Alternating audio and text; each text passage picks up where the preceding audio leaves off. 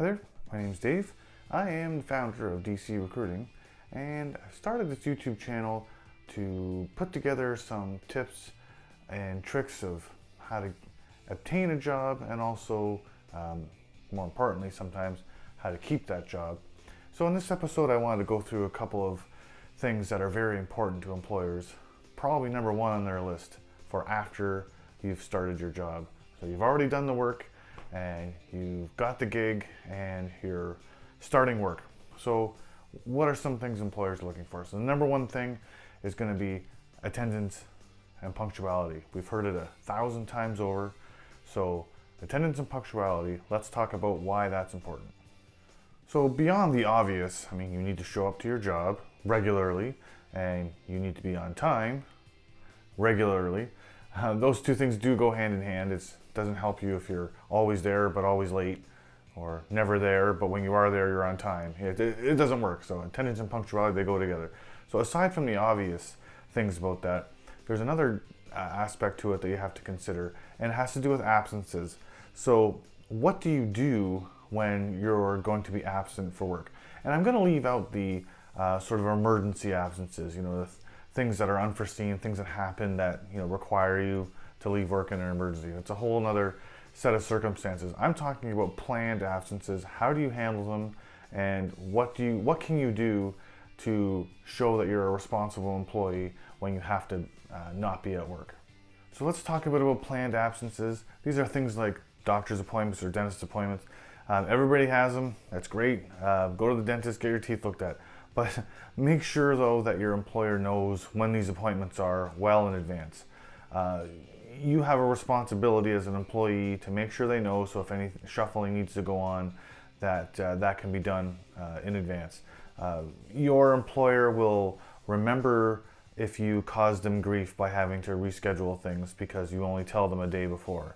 But on the opposite side, the positive side of that, they're also going to remember you if you take care of business and you say, on this date I have an appointment, and just letting you know so whatever we have to do can be done, so it doesn't interrupt things too much. The other big planned sort of absence, of course, is vacation, right?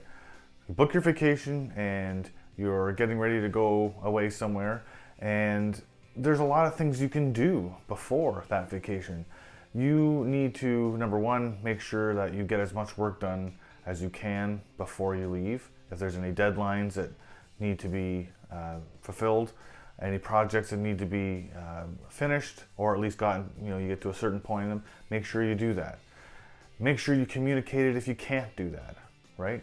And before you go on vacation, have a backup person who's watching your desk or your workstation or whatever your job is, who's taking care of your responsibilities while you're gone. Do you have voicemail, for example?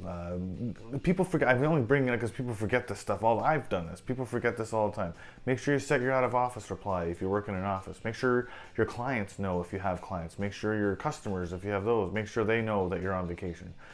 If you don't do these things, if you forget to do these things, and your boss either has to do it for you, or people get confused because they're wondering where you are, your boss is going to remember that too. They're going to remember that they had to shuffle things around.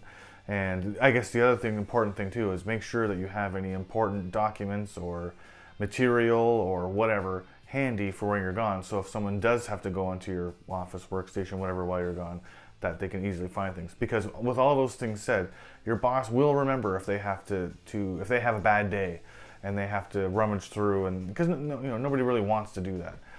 They don't want to go through your office to find things that they should easily be able to find.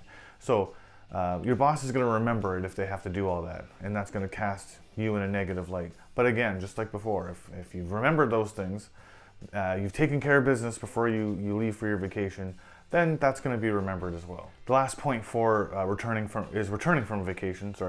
So if you've returned from your vacation, make sure that before you left, you put into a plan, a loose plan, because things happen and you might have to change things, but a loose plan of how you're going to catch up. And make sure that's been communicated to your supervisor, boss, lead hand, whatever.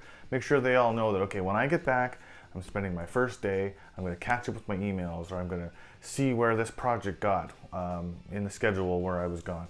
So make sure that it's been communicated what you're going to do when you get back, just to avoid being bombarded and people people are going to understand. Okay, leave them alone for the first couple hours because they already said they were going to go and check emails or whatever it was that you were going to do. So very important to have a communicated plan for when you return. So that's all for now. Hopefully this little short video will give you some extra insight into what employers are looking for when it comes to attendance and punctuality. It's also about taking care of business.